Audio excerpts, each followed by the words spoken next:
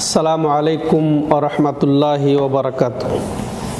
আলহামদুলিল্লাহি রাব্বিল আলামিন ওয়াল আকিবাতু লিল মুত্তাকিন ওয়াসসালাতু ওয়াসসালামু আলা আশরাফিল আমবিয়াই ওয়াল মুরসালিন নবিয়িনা মুহাম্মদ ওয়া আলা আলিহি ওয়া সাহবিহি ওয়া মান তাবিআহুম বিইহসানিন ইলা ইয়াউমিদ্দিন, আম্মা বাদ। সম্মানিত দূরের ও কাছের দর্শক ও শ্রোতা মণ্ডলী, আল্লাহ রাব্বুল আলামিনের অশেষ মেহেরবানিতে আমরা প্রতি সপ্তাহ নাই আজকেও রিয়াদের দিরা ইসলামিক সেন্টারে মহিলা বিভাগের আয়োজনে ইমাম মোহাম্মদ বিন আব্দুল ওয়াহাব রাহিমাহুল্লাহর 3টি মূলনীতি বইয়ের ধারাবাহিক আলোচনা করে যাচ্ছি। তো আমরা ইতিপূর্বে 3টি মূলনীতির প্রথম মূলনীতি আমরা জেনেছি যে আমাদের প্রত্যেককে আমাদের রব আল্লাহ সম্পর্কে জানতে হবে। এরপরে আমরা দ্বিতীয় মূলনীতি শুরু করেছি গত সপ্তাহে। তো দ্বিতীয় মূলনীতি হচ্ছে আমাদেরকে আমাদের দিন ইসলাম সম্পর্কে জানতে হবে। এরপরে এও জেনেছি যে আমাদের দিনের 3টি পর্যায় বা লেভেল বা স্তর। তো সেটা হচ্ছে প্রথম পর্যায়, প্রথম লেভেল হচ্ছে ইসলাম, দ্বিতীয় হচ্ছে ঈমান, তৃতীয় হচ্ছে ইহসান। তো প্রথম পর্যায় বা লেভেল ইসলামের পরিচয় আমরা জেনেছি এবং ইসলামের 5টি রোকন সম্পর্কে আমরা সংক্ষেপে আলোচনা করেছি। তো আজকে আমাদের দিনের দ্বিতীয় লেভেল, দ্বিতীয় মূলনীতি, এর দ্বিতীয় পর্যায় ঈমান সম্পর্কে আমরা জানব। তো আজকে সংক্ষেপে যে আলোচনা হবে ঈমানের পরিচয়, তার সাথে সাথে ঈমানের 6টি রোকনের প্রথম রোকন আল্লাহর প্রতি ঈমান বলতে কি বোঝায় তা নিয়ে আমরা আলোচনা শুনব। তো আমরা এখন বইয়ের দিকে দৃষ্টি দেই। বইয়ের আপনাদের টেক্সট বই যেটা, সেই বইয়ের 35 পৃষ্ঠা নিচের দিকে দ্বিতীয় পর্যায় অর্থাৎ দ্বিতীয় লেভেল দিনের ঈমান। তো লেখক যেভাবে বলছেন এটা আমরা আগে জেনে নিই। তো ঈমানের শাখা প্রশাখা 70-এর অধিক। এর মধ্যে সর্বোচ্চ হচ্ছে লা ইলাহা ইল্লাল্লাহ মুখে উচ্চারণ করা, আর সর্বনিম্ন হচ্ছে পথ থেকে কষ্টদায়ক বস্তু দূরে সরিয়ে দেওয়া, আর লজ্জাশীলতা হচ্ছে ঈমানের শাখা সমূহের মধ্যে একটি শাখা। লেখক রাহিমাহুল্লাহ একটা হাদিসের দিকে গুরুত্বপূর্ণ, বুখারী মুসলিমের একটা গুরুত্বপূর্ণ হাদিসকে এই টেক্সট হিসেবে এখানে স্থাপন করে মাশাআল্লাহ চমৎকার বুঝিয়ে দিয়েছেন যে ঈমান 3টি বিষয়ের সমষ্টি। এখানে আমরা ইনশাআল্লাহ পরবর্তীতে বুঝবো যে লা ইলাহা ইল্লাল্লাহ বলা যেমন ঈমান, তেমনিভাবে কাজ, কর্ম, আমল, ইবাদতটাও ঈমানের অন্তর্ভুক্ত, যে কষ্টদায়ক জিনিস রাস্তা থেকে সরিয়ে দেওয়া। এরপর অন্তরের বিষয়টাও যে ঈমান, যে আল হায়া শুবাতুম মিনাল ঈমান, অর্থাৎ লজ্জাশীলতা হচ্ছে ঈমানের শাখাসমূহের মধ্যে একটি। তো এটা অন্তরের জিনিস, অন্তরের আমলটাও হচ্ছে ঈমান। তাহলে 3টা, মুখে বলা, তারপর অঙ্গ প্রত্যঙ্গে করা, এরপরে অন্তরে অন্তরে বিশ্বাস বা অন্তরে লালন করা, সত্যায়ন করা, স্বীকৃতি দেওয়া, এটাও হচ্ছে ঈমান। এরপরে তিনি বলছেন আরকানুহু সিত্তা, ঈমানের 6টি রোকন, যথা 1 আল্লাহ, 2 ফেরেশতাকুল, 3 আসমানি কিতাবসমূহ, 4 রাসূলগণ, 5 কিয়ামত দিবস ও 6 তাকদীর বা ভাগ্যের কল্যাণ অকল্যাণের প্রতি পূর্ণ বিশ্বাস স্থাপন করা। এই হলো 6টি ঈমানের রোকন। তো এখানে আমরা কোরআনের দলিল আমরা শুনব, এরপর ইনশাআল্লাহ রাসূলের হাদিস থেকেও আমরা জানব পরবর্তীতে।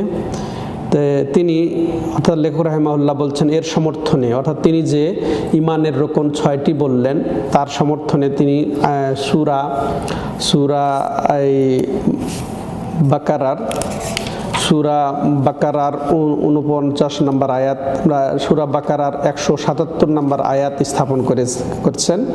যে সে আয়াতটির অংশ হচ্ছে লাইসাল বিররান তুয়াল্লু উজুহাকুম কিবালাল মাশরিকি ওয়াল মাগরিব, যে তোমরা তোমাদের চেহারাকে ফেরাবে যে পূর্ব দিকে বা পশ্চিম দিকে, পূর্ব দিগন্তে বা পশ্চিম দিগন্তে, এটাই শুধু নেকি নয়, এটাই নেক আমল নয়, বরং ওয়ালাকিন্নাল বিররা মান আমানা বিল্লাহি ওয়াল ইয়াউমিল আখিরি ওয়াল মালাইকাতি ওয়াল কিতাবি ওয়ান নাবিয়িন ওয়া আতাল মালা আলা হুব্বিহি যাবিল কুরবা ওয়াল ইয়াতামা ওয়াল মাসাকিন ওয়াবনাস সাবিলি ওয়াসাইলিনা ওয়া ফির রিকাবি ওয়া আকামাস সালাহ ওয়া আতাজ যাকাহ ওয়াল মুফুনা বিআহদিহিম ইযা আহাদু ওয়াস সাবিরিনা ফিল বাসাই ওয়াদ দাররাই ওয়া হিনাল বাস উলাইকা আল্লাযিনা সাদাকু ওয়া উলাইকা হুমুল মুত্তাকুন।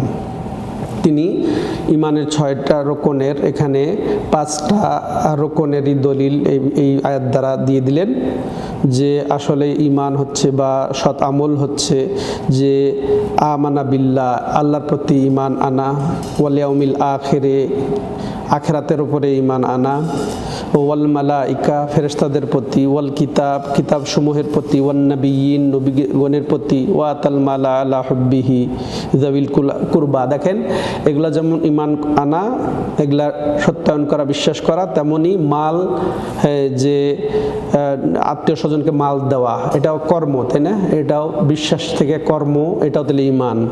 হ্যাঁ, ওয়াজাবিল কুরবা ওয়াল ইয়াতামা, ইয়াতিমদেরকে, মিসকিনদেরকে এবং মুসাফিরদেরকে, ওয়াসাইলিন, ভিক্ষুকদেরকে এবং গোলাম আজাদ করার ক্ষেত্রে, আর কি আকামাস সালাহ, সালাত কায়েম করা, ওয়াতাজ যাকাত, যাকাত দেওয়া, ওয়াল মুফুনা বিআহদিহিম, এবং তারা তাদের আহাদ অঙ্গীকারকে পূর্ণকারী, ইযা আহাদু, হ্যাঁ, ইলা আখিরিল আয়া।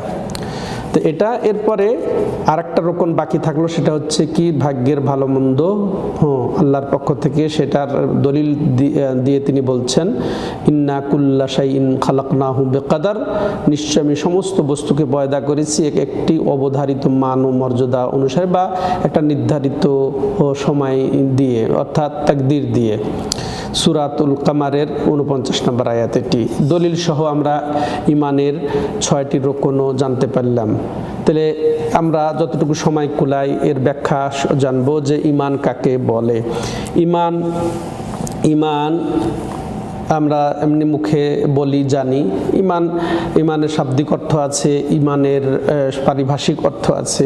ইমানের শাব্দিক অর্থ আত-তাসদীক ওয়াল ইকরার, অর্থাৎ ইমান হচ্ছে সত্যায়ন করা। ইমানের অর্থ হচ্ছে সত্যায়ন করা, সমর্থন করা, প্রত্যয়ন করা, তারপরে দৃঢ়তার সাথে সেটাকে বিশ্বাস করা।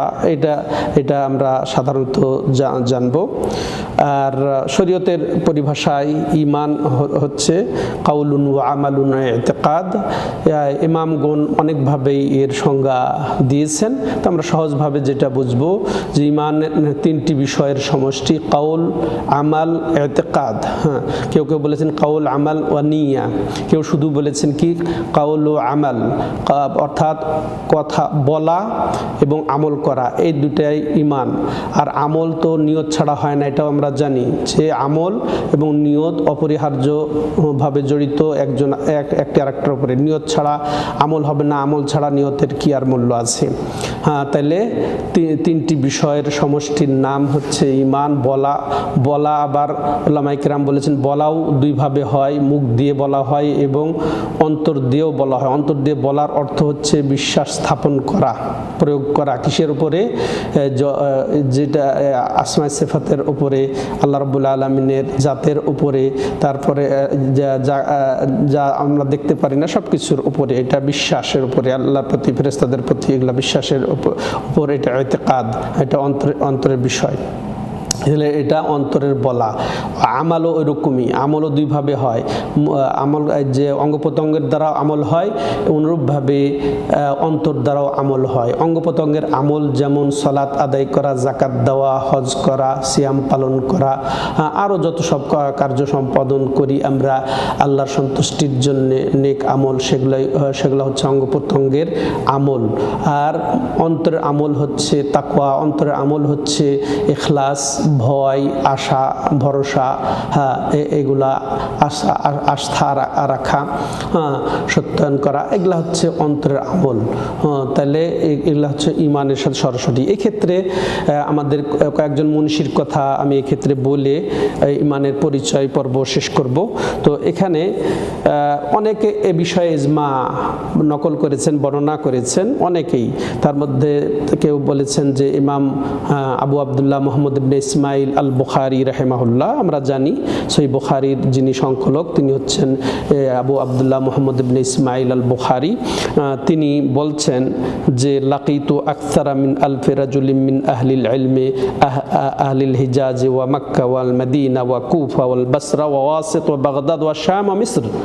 এভাবে শেষের দিকে তিনি বলছেন যে ফামা রায়তু ওয়াহিদাম মিনহুম ইখতালিফু ফি হাযিহিল আশিয়াই আন্নাদ-দীনা কাউলুন ওয়া আমাল বিদুনে নিয়া বিলা ফায়দা। তো তিনি এই উক্তির মাধ্যমে যেটা মেসেজ দিয়েছেন আমাদের জন্য সেটা সংক্ষেপ হলো যে উনি বলছেন কে ইমাম বুখারী রাহমাতুল্লাহ আলাইহি বলছেন যে আমি যে এই আমার 46 বছরের জীবনে যুগ যুগ ধরে আমি মুলাকাত করেছি, একত্রিত হয়েছি 1000-এর অধিক ইমামের সাথে, আলেমের সাথে, আলেমের দ্বীনের সাথে। তো তাতে দেখেছি শুধু একবার না, তো এই যে যুগ যুগ ধরে সব সময়, অর্থাৎ তিনি 46 বছরকে শুরু থেকে শেষ পর্যন্ত যুগ যুগ ধরে 1000-এর অধিক ইমাম আলেমদের সাথে সাক্ষাৎ করেছেন, কিন্তু তারা কেউ ইমানের এই সংজ্ঞার ব্যাপারে দ্বিমত করেন নাই যে ইমান হচ্ছে বলা, আমল এবং নিয়ত। অর্থাৎ ইমান হচ্ছে, ইমানের পরিচয় হচ্ছে যে এটা অন্তরে দৃঢ় বিশ্বাস থাকতে হবে, আমলে পরিণত করতে হবে অঙ্গ প্রত্যঙ্গের দ্বারা, এবং মুখে স্বীকৃতি দিতে হবে, সাক্ষ্য দিতে হবে। তো এটা অতি জরুরি। কিন্তু তারপরে আমাদের সমাজে কিন্তু অনেকে মনে করে যে অন্তরে দৃঢ় বিশ্বাস হলেই যথেষ্ট, শুধু বিশ্বাসের নাম ইমান, এটা কিন্তু মোটেও ঠিক না। এই জন্যে সমাজে আমাদের বেনামাজিরাও নিজেকে ইমানদার দাবি করতে পিছিয়ে নেই যে আমি সলাত আদায় না করলে কি হবে, আমার ইমান ঠিক আছে, উমুকে সলাত আদায় করলে কি হবে, অমুক এই কাজ করে, ওই কাজ করে, ওই কাজ করছে, আমি ভালো। হ্যাঁ, তো এটা এই সুযোগ পেয়েছে। কিন্তু দেখেন কি বলছেন ইমাম বুখারী রাহমাতুল্লাহ আলাইহি, যে 46 বছর যাবত 1000-এর উপরে আলেম ওলামার সাথে আমি সাক্ষাৎ করে যেটা বুঝেছি, দেখেছি, বাস্তব আমার অভিজ্ঞতা, যে কেউ ইমানের ক্ষেত্রে দ্বিমত করে নাই যে আমলটাও ইমান। আমলটাও ইমান, তাহলে আমল বিচ্ছিন্ন করা যাবে না ইয়ার সাথে। এতে কোরআনের দলিল আমরা পাবো।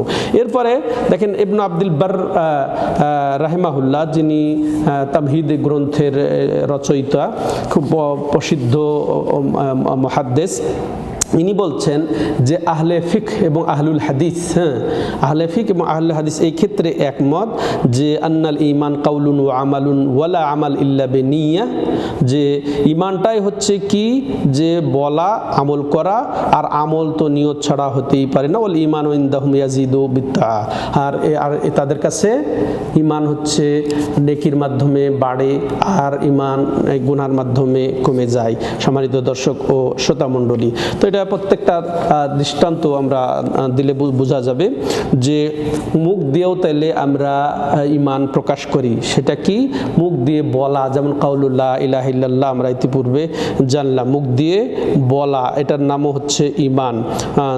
তেমনিভাবে অন্তর দিয়ে বিশ্বাস করা, তেমনিভাবে হচ্ছে আমল করা, এটা অঙ্গ প্রত্যঙ্গ দ্বারা আমল করা, যেটা একটু আগে বলা হলো। অনুরূপভাবে অন্তর দ্বারাও আমল করা, অর্থাৎ যেটা বিশ্বাস, যেটা ইখলাস, তাকওয়া, ভয়, এগুলার অন্তর্ভুক্ত। সম্মানিত দর্শক ও শ্রোতা মণ্ডলী, এরপরে আমরা যেটা ঈমান সম্পর্কে জানবো, যে এই ঈমান আল্লাহ রাব্বুল আলামিন কোরআনে পাকে শাব্দিক অর্থ ব্যবহার করেছেন এবং পারিভাষিক অর্থ ব্যবহার করেছেন। কোরআনে বহু জায়গায় এইভাবে উল্লেখ আছে। আর কোরআনের শাব্দিক অর্থ কি বলে না, ঈমানের শাব্দিক অর্থ আমরা কি বলেছি, যে তসদিক বা বিশ্বাস শুধু যেটা আমরা জানি, তার সাথে সাথে অবশ্যই স্বীকৃতিকে সামনে রাখতে হবে, এই অর্থেও ব্যবহার হয়েছে। তেমনিভাবে যে ঈমানের সমন্বয় হচ্ছে তিনটি জিনিস, অন্তরের দৃঢ় বিশ্বাস, মুখে স্বীকৃতি, সাক্ষ্য এবং অঙ্গ প্রত্যঙ্গ দ্বারা এটাকে প্রয়োগ করা, বাস্তব প্রয়োগ করা।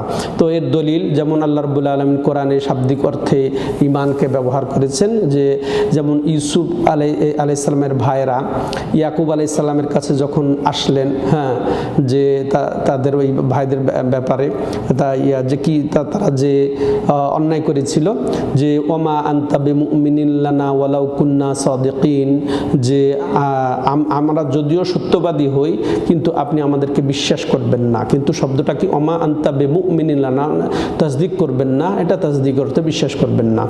এর মনিভার শরীয়তের পরিভাষায় আল্লাহ রাব্বুল আলামিন যেমন বলেছেন, ফাইন আমানু বিমিসলি মা আমানতুম বিহ ফাকাদ ইহতাদাউ, যদি তারা ঈমান আনে, অর্থাৎ পরবর্তী লোকজন যদি ঈমান আনে, তো আল্লাহ রাব্বুল আলামিন তার নবী এবং সাহাবাদের দিকে লক্ষ্য করে বলছেন যে তোমরা যেভাবে ঈমান এনেছো ফাকাদ ইহতাদাউ, তাহলে অবশ্যই তারা হেদায়েত প্রাপ্ত থাকবে, হেদায়েতের উপরে তারা গণ্য হবে।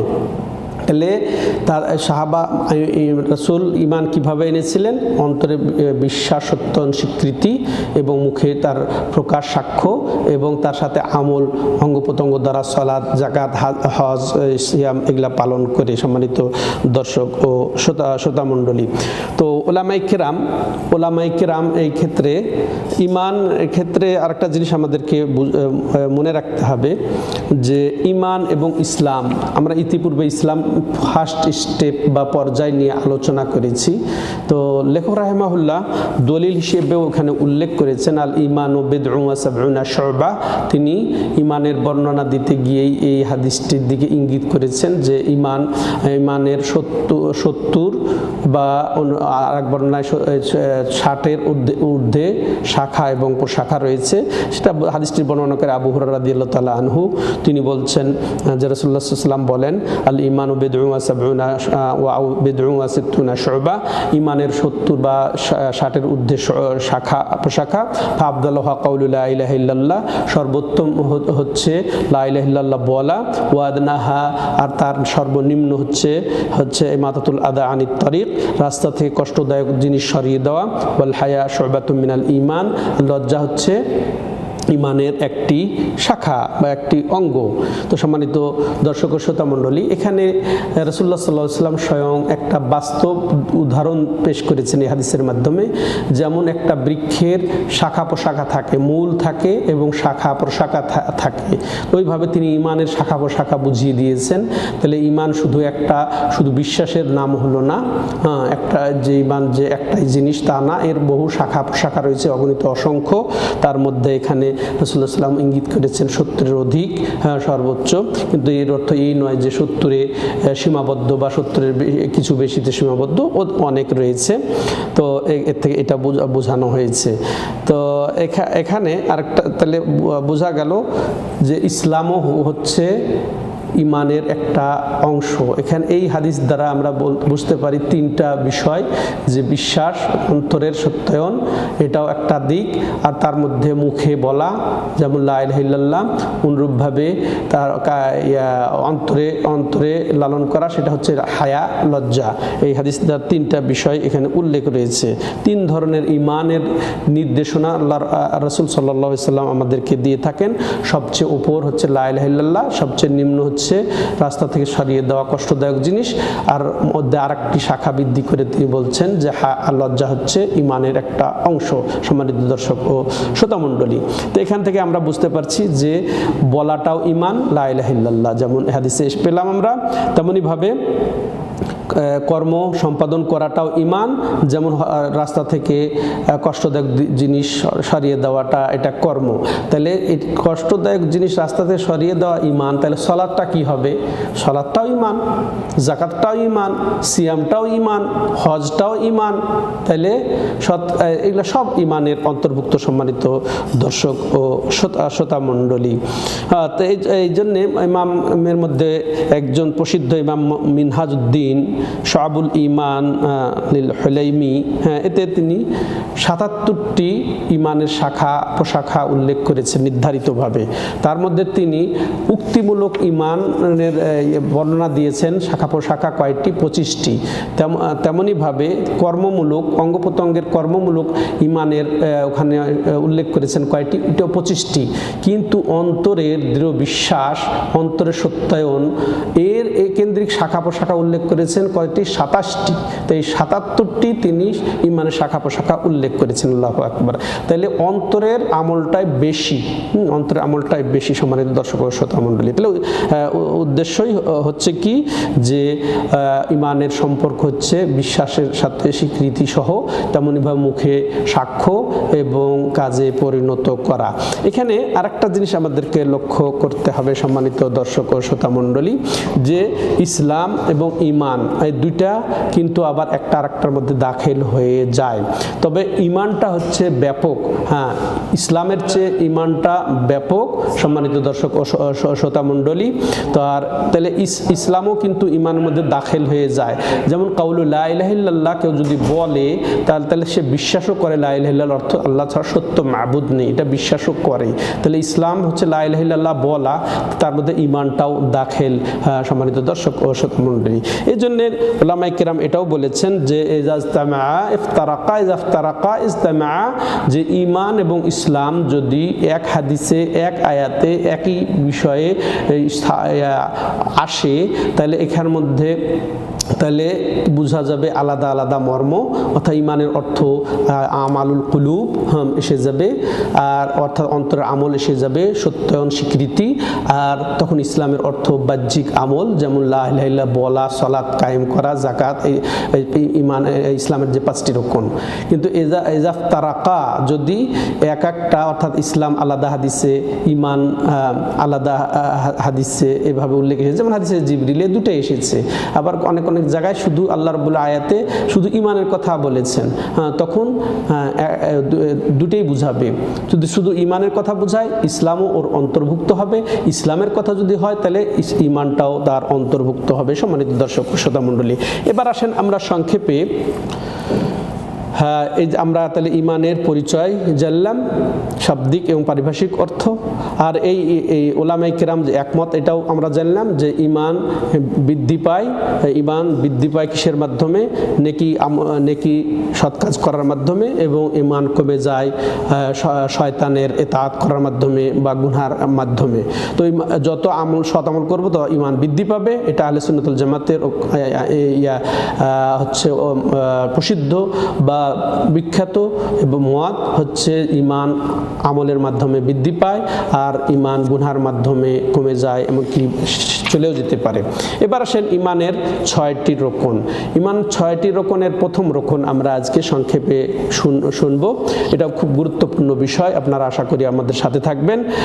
তো ইমানের 6টি রকন, তার মধ্যে আমরা প্রথম রকন জেনেছি যে আল্লাহর প্রতি ঈমান। আর এটাও আমাদেরকে জানতে হবে যে আল্লাহর প্রতি ঈমান বলতে 4টি জিনিসের প্রতি ঈমান অন্তর্ভুক্ত করে। আল্লাহর প্রতি ঈমান বলতে কয়টি জিনিস অন্তর্ভুক্ত করে? 4টি জিনিসকে অন্তর্ভুক্ত করে। 4টি জিনিসের প্রত্যেকটাই আমাদেরকে জেনে বুঝে সাব্যস্ত করতে হবে, তাইলে আমরা আল্লাহর প্রতি ঈমানদার হতে পারবো, নচেত হতে পারবো না। তার মধ্যে প্রথমটি হচ্ছে কি, যে আল্লাহর অস্তিত্বকে মেনে নেওয়া। এটা নাস্তিকদের বিপরীতে। নাস্তিকরা আল্লাহ বা মাবুদ বা স্রষ্টা বলে কেউ আছে তারা বিশ্বাস করে না, কিন্তু দুনিয়ার অধিকাংশ মানুষ আল্লাহকে বা স্রষ্টাকে বা বিশ্বাস করে, রব বিশ্বাস করে। তো বিশ্বাস করা, তো আল্লাহ জাতকে মেনে নেওয়া, আল্লাহর সত্তাকে মেনে নেওয়া, এটা প্রথম দিক। দ্বিতীয় দিক হচ্ছে যে আল্লাহকে, আল্লাহর কর্মসমূহ, যেমন সৃষ্টি করা, যেমন কর্তৃত্ব, যেমন নিয়ন্ত্রণ, পরিচালনা, ব্যবস্থাপনা, রিজিক দান করা, বৃষ্টি বর্ষণ করা, জীবন দেওয়া, মৃত্যু দেওয়া, এগুলো আল্লাহর কর্মে আল্লাহকে একক বিশ্বাস ও একক সাব্যস্তকরণ, এটা দ্বিতীয় দিক। এটা আমাদেরকে বিশ্বাস এবং একত্ব বজায় রাখতে হবে। তৃতীয় দিক হচ্ছে তিনি যেহেতু একক স্রষ্টা, একক রব, একক কর্তা, একক রিজিক দানকারী, অতএব যাবতীয় ইবাদতের হকদার তিনি একমাত্র উপযুক্ত মাবুদ, তিনি এইটা বিশ্বাস করা।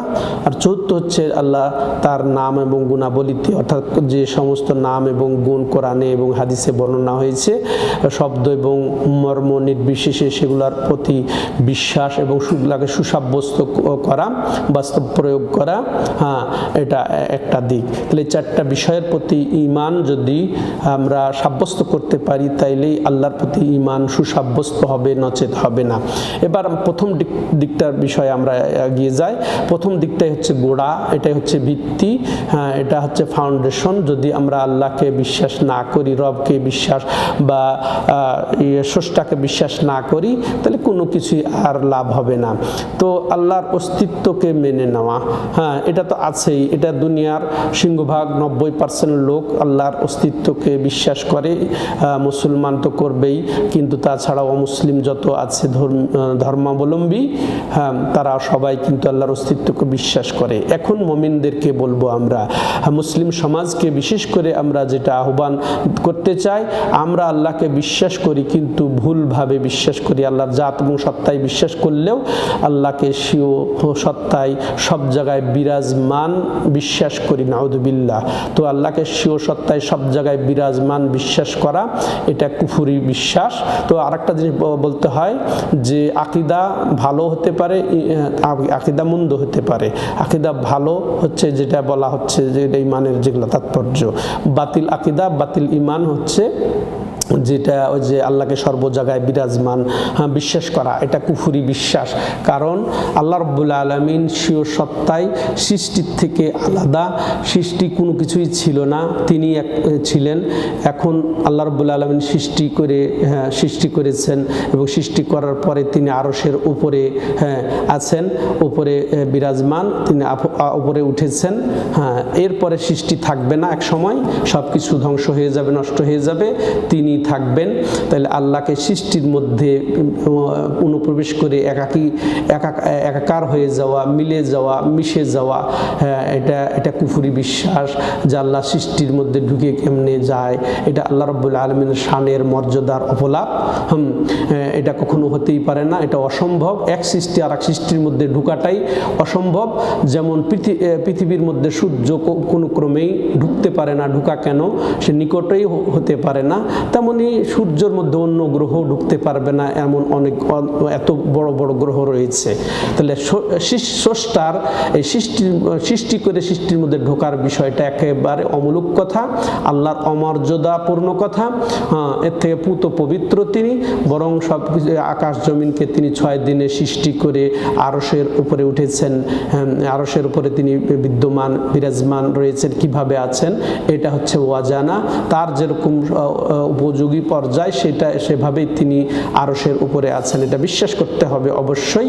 এটাই হচ্ছে ফেরেশতাদের বিশ্বাস, এটাই হচ্ছে জিনের বিশ্বাস, এটাই হচ্ছে ইনসানের বিশ্বাস, এটাই নবীগণের বিশ্বাস, মুমিনদের বিশ্বাস, আমাদের নবী সাল্লাল্লাহু আলাইহি সাল্লামের বিশ্বাস, এটাই হচ্ছে সাহাবায়ে কেরামের বিশ্বাস। এর ব্যতিক্রম বিশ্বাস কুফরি, কোরআন এবং হাদিসের বিপরীত। কারণ আল্লাহ যে উপরে রয়েছেন এটা মনে করেন 4 ধরনের দলিল দ্বারা আমরা যদি বলি সাব্যস্ত। প্রথম যে আল্লাহ রাব্বুল আলামিনের যে কোরআন দ্বারা সাব্যস্ত, হাদিস দ্বারা সাব্যস্ত আল্লাহ উপরে রয়েছেন, এমন বাস্তবেও আল্লাহ উপরে রয়েছেন। তৃতীয়ত যুক্তিতেও ধরে যে আল্লাহ উপরে। এরপরে স্বভাবগত মানুষের যেটা জ্ঞান বিশ্বাস, আল্লাহ রাব্বুল আলামিন জ্ঞান যা দিয়েছেন তারও দাবি যে আল্লাহ উপরে রয়েছেন। তো যেমন এর কয়েক মিনিটে আমি ব্যাখ্যা করে শেষ করতে চাই। আর সেটা হচ্ছে কি যে আল্লাহ রাব্বুল আলামিন স্বীয় সত্তায় আরশের উপরে আছেন, এর দলিল পুরা কোরআনটাই, শুধু কোরআনের অমুক আয়াত আর ওই আয়াত নয়। যদিও 7টি আয়াত স্পষ্টভাবে আল্লাহ রাব্বুল আলামিন আরশের উপরে উঠেছেন, বা আরশ হচ্ছে সৃষ্টির সবচেয়ে বড় সৃষ্ট এবং উপর, আরশ হচ্ছে সবচেয়ে উপর। আর ওই উপরে যে রয়েছেন আল্লাহ রাব্বুল আলামিন ইস্তাওয়া দিয়ে, এটা স্পষ্ট যে আল্লাহ রাব্বুল আলামিন উপরে আছেন, 7টি আয়াত। তেমনি ইলাস সামা, আলাস সামা, আল্লাহ উপরের দিকে, এরকম বহু আয়াত যদিও আছে, হ্যাঁ, কিন্তু কোরআন যে পুরাটাই আল্লাহ উপরে হওয়ার দলিল, তার বাস্তব উদাহরণ যে আল্লাহ রাব্বুল আলামিন কোরআন অবতীর্ণ করেছেন, কোরআন নাজিল করেছেন, কোরআন ডান বাম নিচ থেকে আসে নাই।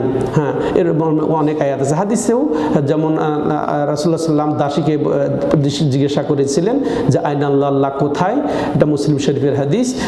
দাসী যখন বলল যে আল্লাহ আকাশের উপরে, তখন তিনি আরও প্রশ্ন ছিল যে তখন তিনি বললেন তাকে ছেড়ে দাও, সে মুমিন, কারণ সে বিশ্বাস করে আল্লাহ উপরে আছেন।